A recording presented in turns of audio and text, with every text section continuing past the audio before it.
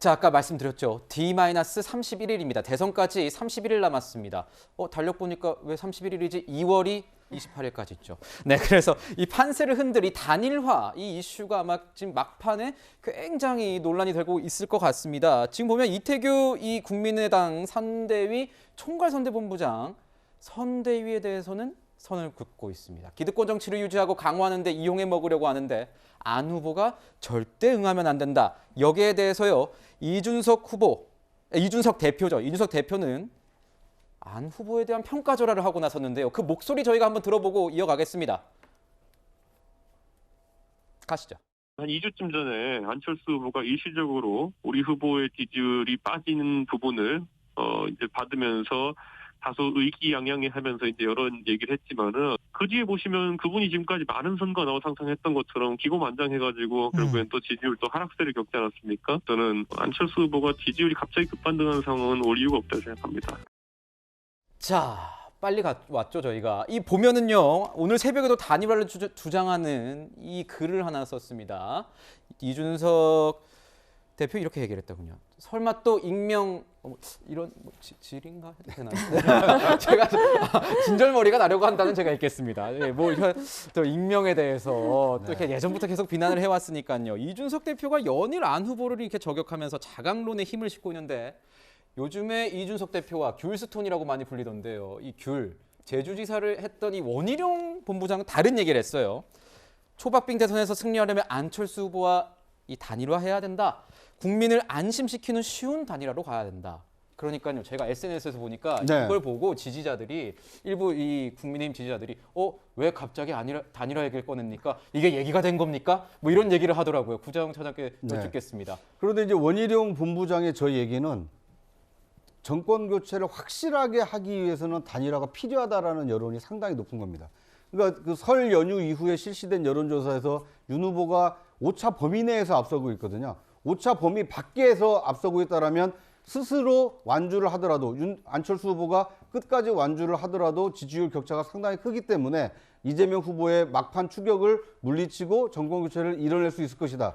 이게 자강을 통해서 정권 교체를 해낼 수 있다. 이런 자신감이 배가했을 텐데 오차 범위 내, 그 오차 범위라는 것은 6% 이내에서 앞서고 있기 때문에 이건 언제든지 뒤집어질 수 있는 불안한 그 우세다. 이런 측면에서 보면 안철수 후보와의 단일화를 통해서 두 자릿수 이상의 지지율 격차로 앞선 상태로 후보 등록을 하고 본선을 치러야 확실하게 정권 교체를 이뤄낼 수 있는 거 아니냐. 근데 이런 야권, 정권 교체를 바라는 야권 지지층의 어떤 현실론을 지금 원희룡 지사는 얘기를 하고 있는 것이고, 그렇군요. 이준석 대표는 만약에 단일화 이슈가 그 전면에 나서게 되면 윤 후보의 자광론은 이제 묻히게 되기 때문에 이준석 대표는 단일화를 얘기할 때가 아니다라고 지금 선을 긋고 있는 것으로 보입니다. 그러니까 이게 아까 그렇더라고요. SNS 보니까 단일화 얘기 이준석 대표랑 얘기한 거예요. 이러니까 원희룡 본부장이 제가 이준석 대표랑 얘기 잘해보겠습니다. 이렇게 답변을 단 걸 제가 보고 왔는데요. 네, 그러니까 이제 권영세 본부장 명의로 이제 선대본부의 공식 입장을 오늘 오전에 또 배포를 했더라고요.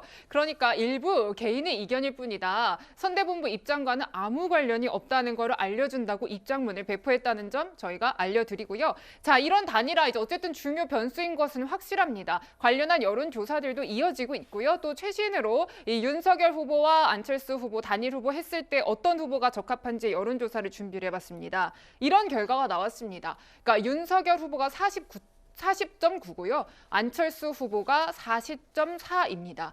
말 그대로 정말 초박빙의 결과가 나왔어요. 부단장님 어떻게 이 조사 결과를 평가하시는지요?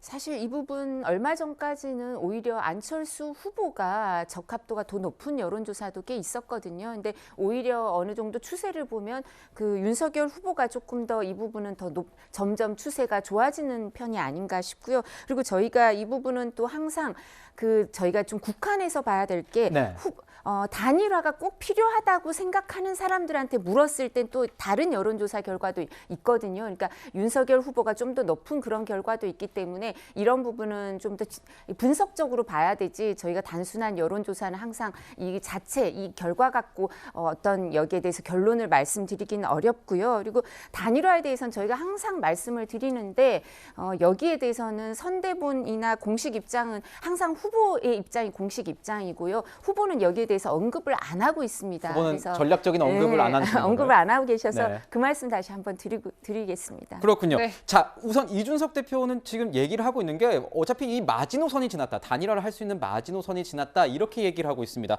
역대 이 마지노선, 이 데드라인, 1차 데드라인은 언제였는지 저희가 한번 보고 있습니다. 자, 김관욱 교수님께 여쭤보겠습니다. 마지노선은 이미 지났다.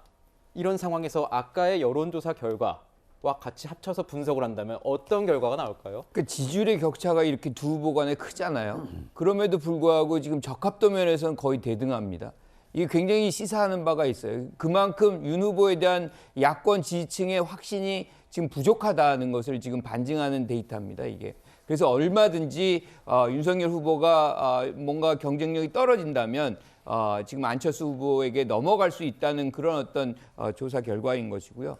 단일화 같은 경우는 지금 뭐 이준석 대표, 그 다음에 뭐 예컨대 원희룡 본부장, 네. 그리고 권영세 본부장 다 달라요.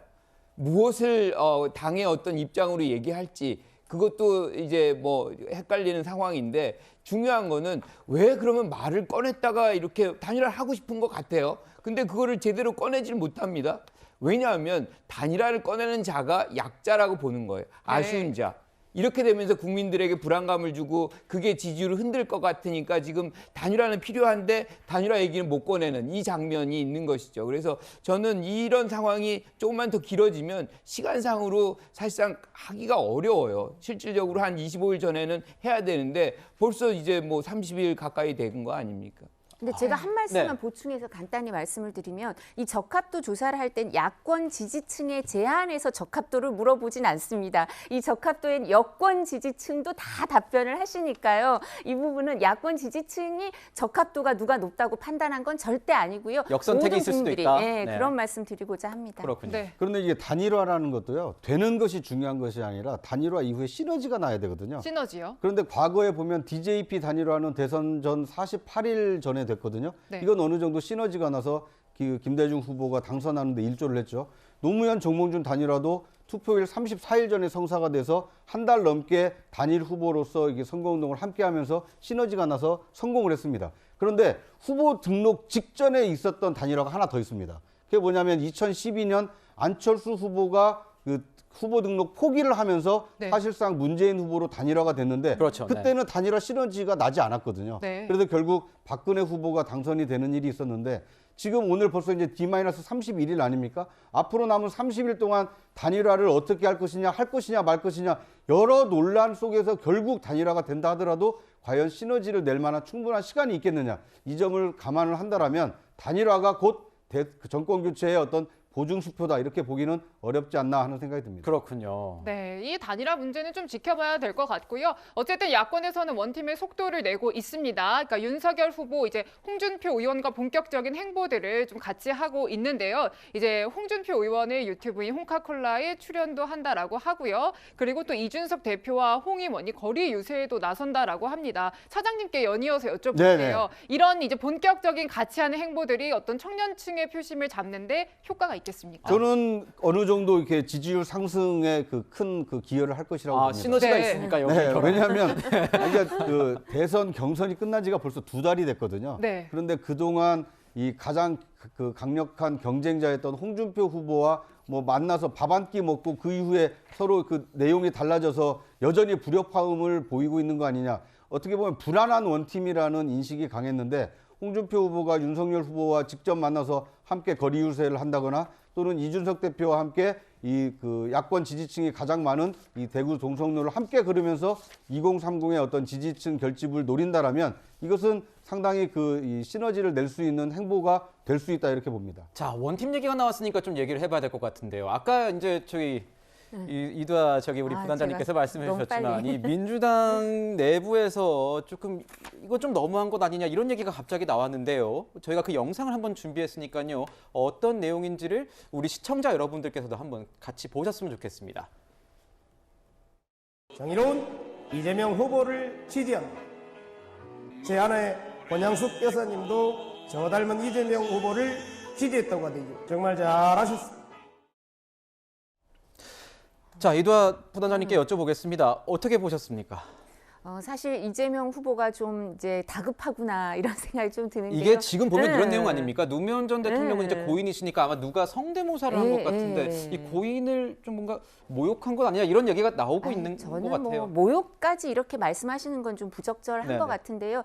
뭐 권양숙 여사도 지지한다고 얘기를 하시고 있으니까 유족한테 뭐 동의를 얻었는지는 모르겠습니다만 이 부분에 대해서 그 민주당 유튜브 공식 채널에 저게 올라가 있는 거죠. 올라가 있으니까 민주당 지지자들이 저 노무현 전 대통령이 돌아가셨는데 어떻게 저런 게 가능하냐. 네. 그러니까 오히려 그냥 권양숙 여사가 지지한다고 하면서 권양숙 여사가 뭐 영상을 띄운다든가 이랬으면 좋지 않았을까. 저렇게 되니까 진정성이 의심을 받지 않나 이런 생각이 들고요. 근데 지금 이제 친노 친문이라고 했던 그분들이 똘똘 뭉쳐서 이재명 후보를 지지하지 않는 것 같다고 좀 전에 구 차장님께서 말씀을 하셨는데 그분들 중에 일부가 이제 이낙연 후보를 지지했겠죠. 그리고 네. 이낙연 후보를 지지했던 분들 중에 일부가 이렇게 또 지금 윤석열 후보를 지지하거나 이러는 분들도 확인이 되고 있고요. 그렇군요. 네, 문재인 대통령이 고마워했던 더 레프트라는 사람 있지 않습니까? 그 사람이 윤석열 후보를 위해서 요즘은 포스터를 많이 만들어가지고 본인 SNS에 많이 띄워주고 이런 게 확인이 되고 있습니다. 그렇군요.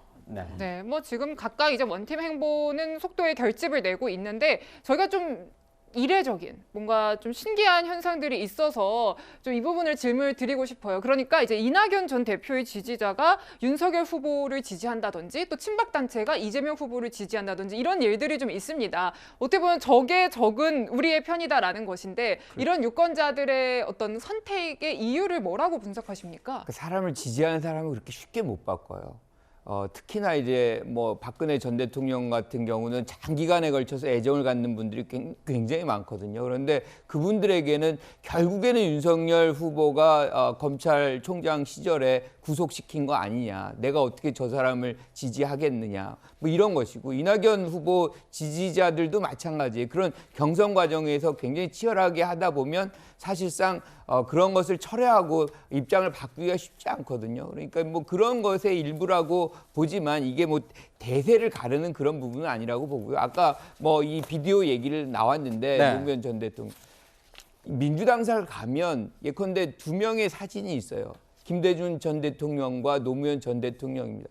당연히 민주당 후보인 이재명 후보를 지지하는 것이 당연한 거예요. 이거는 뭐 이상한 게 아닙니다. 그런데 그걸 얼마나 썩 잘 만들었느냐 못 만들었느냐의 문제인 것이지 여기서 고인이 됐다 그래도 뭐 지금 살아계신다 그래도 아마 지지했을 거라고 저는 믿거든요.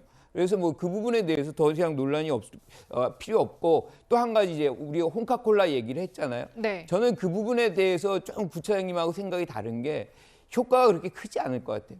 그러니까 이 홍준표 의원께서 이 선대 본부에 이제 개입하는 이 조건으로 내세운 것이 역량 있는 어떤 국정 수행 능력의 조치와 더불어서 이 처가 비리 엄단하겠다 선언해라 그랬어요.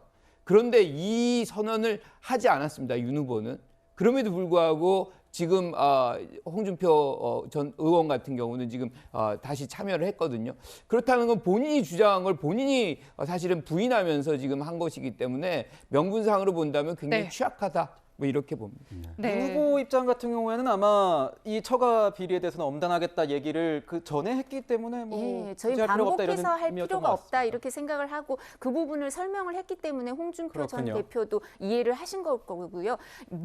수차례 언론 인터뷰나 이런 거 그다음 백불 과정에서 기자분들한테 똑같은 잣대로 심판을 받을 수밖에 없고 법이 따로 있는 게 아니다라고 네. 그 처가 비리나 처가와 관련된 일이 무슨 일이 생긴다면 거기에 대해서도 똑같은 잣대로 할 거다라고 말씀을 수차례 하셨습니다. 네, 네. 구장 차장께서도 한 말씀. 네, 이 부탁드리겠습니다. 적의 적은 동지라는 것은요 선거 당선 전략상 굉장히 중요한 전략입니다. 네. 왜냐하면 가만히 있으면 상대 후보에게 갈 표인데 그걸 적의 적은 동지니까 나를 날 돕겠다고 지지하려고 하는 하면 거 아니에요? 네. 나한테 오면 그 두 표 효과가 있거든요. 그러니까 한 표를 두 표로 만드는 효과가 아하, 있는 전략이기 네. 때문에 이 적의 동지는 박빙승부에서 당락을 가를 수 있는 이 중요한 선거 전략이 아닌가 하는 생각이 듭니다. 네, 그렇군요. 자 이번 순서에서는 여러 갈래의 원팀 행보하고요 단일화 변수 전망까지 저희가 해봤습니다.